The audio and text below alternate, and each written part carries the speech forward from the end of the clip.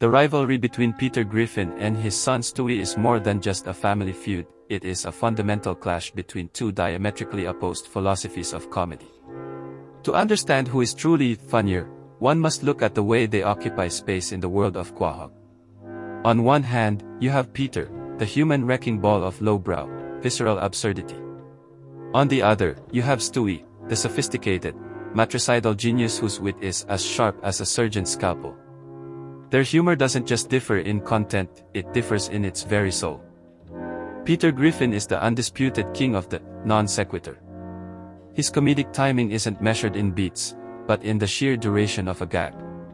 Peter understands a primal truth about the human psyche: if you do something stupid for 30 seconds, it's funny; if you do it for 3 minutes, it becomes annoying; but if you keep doing it for 6 minutes, it becomes legendary. This is the man who will hold a bruised shin and hiss through his teeth for an entire commercial break, forcing the audience to move past impatience and into a state of hysterical delirium. Peter's humor is built on the physical world. It's the comedy of the ouch. Whether he's attempting to leap over a series of school buses in a makeshift motorcycle or getting into a city-leveling fistfight with a man in a giant chicken suit, Peter represents the ID. He is the unfiltered, unrefined impulse to do the dumbest thing possible simply because it occurred to him. He doesn't need a script, he just needs a misunderstanding and a heavy object to fall on him. Contrast this with Stewie, whose comedy is almost entirely cerebral. Stewie is a character built on the foundation of the high-status intellectual trapped in a low-status body. The humor comes from the juxtaposition of a toddler in overalls speaking with the refined cadence of a British stage actor.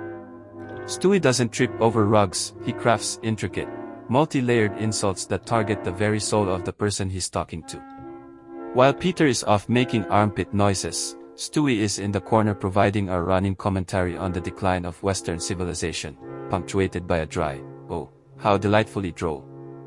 His humor is rooted in satire and irony. He mocks Brian's failed writing career with such precision that it transcends a simple joke and becomes a character study.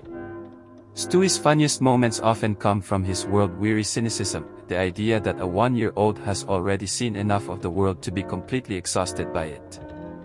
The dynamic between them creates a fascinating study in comedic scale. Peter's jokes are wide, they are designed to be seen by the back row of a stadium. When Peter decides to set up a backyard circus or accidentally joins a cult, the humor is loud, colorful, and impossible to ignore. It is the comedy of the spectacle. Stewie's jokes, however, are narrow and deep. They require the audience to be in on it. You have to understand the trope he's subverting or the historical figure he's referencing. Stewie is the master of the aside, that little break in the fourth wall where he looks at the camera and acknowledges the absurdity of his own existence. He is the critic and the performer rolled into one, whereas Peter is pure, unadulterated performance. There is also the element of the cutaway, which both characters use differently. When the show cuts away from Peter, it's usually to show a moment of historical incompetence, like Peter being the one who told Abraham Lincoln to go to the theater. The joke is always on Peter's stupidity. When the show cuts away from Stewie, it's often to show a glimpse into his complex, often dark, inner life or a sophisticated musical number that parodies a classic Hollywood film. Peter's cutaways are about what if, while Stewie's are about how grand.